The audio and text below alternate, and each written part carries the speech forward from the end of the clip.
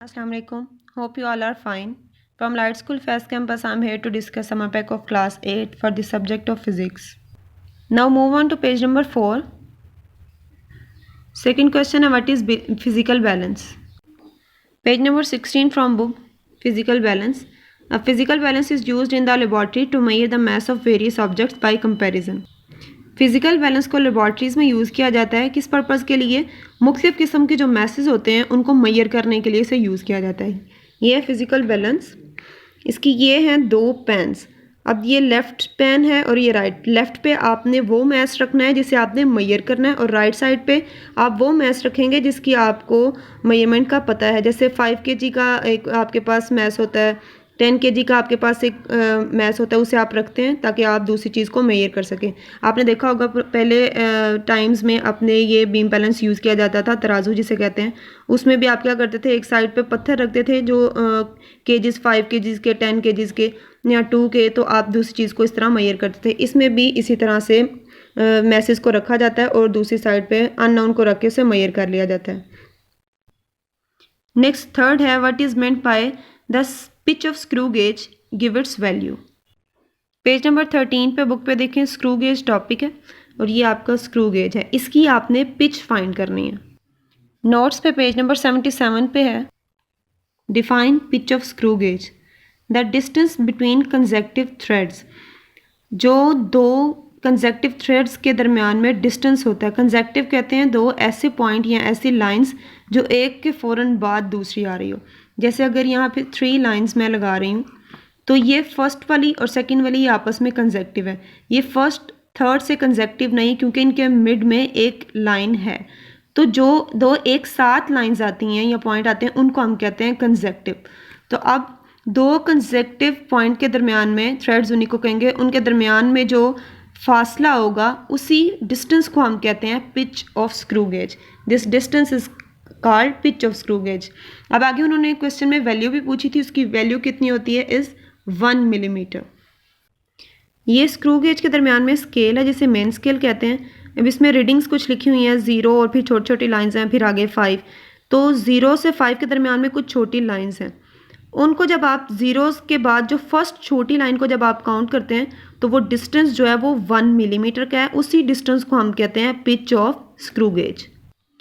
Question number 4 है what is meant by significant figures of a measurement. Note से page number 75 पे last पे definition है, all the accurately known digits and first doubtful digit in an expression are called significant figures. अब definition के दो जो हैं points हैं। फर्स्ट पार्ट है all the accurately known digits और सेकंड पार्ट है फर्स्ट डाउटफुल डिजिट। अब इसको एग्जांपल से देखते हैं। ये एक बुक है, हम किसी एक बच्चे को, स्टूडेंट को कहते हैं कि इसकी बुक की मेजरमेंट करें, तो वो क्या करेगा, उसने मेजरमेंट की है 18 सेंटीमीटर। अब 18 सेंटीमीटर में 1 एक्यूरेट है और 8 डाउटफुल है, क्योंकि 1 तो एज इट इज़ रहेगा लेकिन 8 में जो है वो कम ज़्यादा हो सकता है। 18 को 18.2 भी हो सकता था, ये 17 भी हो सकता था, यानी कम ज़्यादा हो सकता है। तो 1 तो अपनी जगह पे रहेगा, अगर 17 होगा तो 1 तब भी आएगा, 18.2 हो तब भी 1 आएगा। तो 1 एक्यूरेट है और 8 डाउटफुल है। फिर हम यही बुक किसी दूसरे बच्चे को देते हैं तो उसने क्या मेजरमेंट की है, 18.4 सेंटीमीटर। अब 18 वैसे का वैसा ही रहा, तो ये पॉइंट में वैल्यू आ गई, तो 1 और 8 तो चेंज नहीं हुआ। तो अब दो हमारे पास सिग्निफिकेंट फिगर्स एक्यूरेट वाली आ गई हैं। ये तीनों सिग्निफिकेंट हैं लेकिन फर्स्ट 2 जो है वो आपकी एक्यूरेट हैं और 4 जो है जो उसमें आपको क्या डाउट है, वो 4 3 भी हो सकता था, 4 भी हो सकता है, 5 भी, यानी पॉइंट के बाद वैल्यू में हमें क्या है, इसमें डाउट है। उसके बाद नेक्स्ट अगर इसी बुक को दोबारा किसी और बच्चे को दें तो उसने जो मेजरमेंट की है वो की है 18.42 सेंटीमीटर। अब 18.4 आपकी प्रीवियस जैसे सेम आ रही है, तो इसका मतलब ये तीनों जो वैल्यू है वो आपके पास डिजिट्स एक्यूरेट आ गए हैं और जो 2 है उसमें डाउट है। तो इसी एग्जांपल को देखें कि आपके डेफिनेशन में था all the accurately known digits, ये 3 जो हैं ये एक्यूरेटली नाउन डिजिट्स हैं एंड फर्स्ट डाउटफुल डिजिट, और जो 2 वाला है वो आपका एक क्या है, डाउटफुल डिजिट्स। इन्हीं को सबको मिला के आपके पास ये क्या एक्सप्रेशन बन रहा है, सिग्निफिकेंट फिगर कहते हैं इसको। ये टॉपिक पेज नंबर 20 पे सिग्निफिकेंट फिगर्स का है। पेज नंबर 20 और 21 को आपने एक दफ़ा रीड करना है। नेक्स्ट है differentiate between linear and random motion. Book से पेज नंबर 30 पे देखें linear motion. Straight line motion of a body is known as linear motion. किसी भी बॉडी की जो स्ट्रेट लाइन में मोशन होती है उसे हम कहते हैं लीनियर मोशन। ये पिंक ब्लॉक इसकी डेफिनेशन है। और इसकी एग्जांपल देखें, aeroplanes flying straight in air.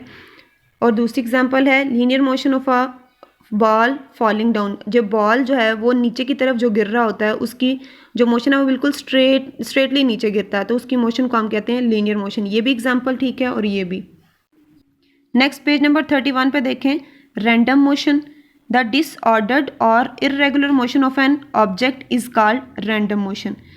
किसी भी ऑब्जेक्ट की जो डिसऑर्डर्ड फॉर्म में मोशन होती है, कुछ चीज़ें होती हैं उनकी कोई स्पेसिफिक डायरेक्शन नहीं होती, कभी राइट कभी लेफ्ट कभी ऊपर नीचे, तो इनकी मोशन जो है वो एक रेगुलर फॉर्म नहीं होती, इरेगुलरली कहीं भी मूव करती हैं, तो उस मोशन को हम कहते हैं रैंडम मोशन।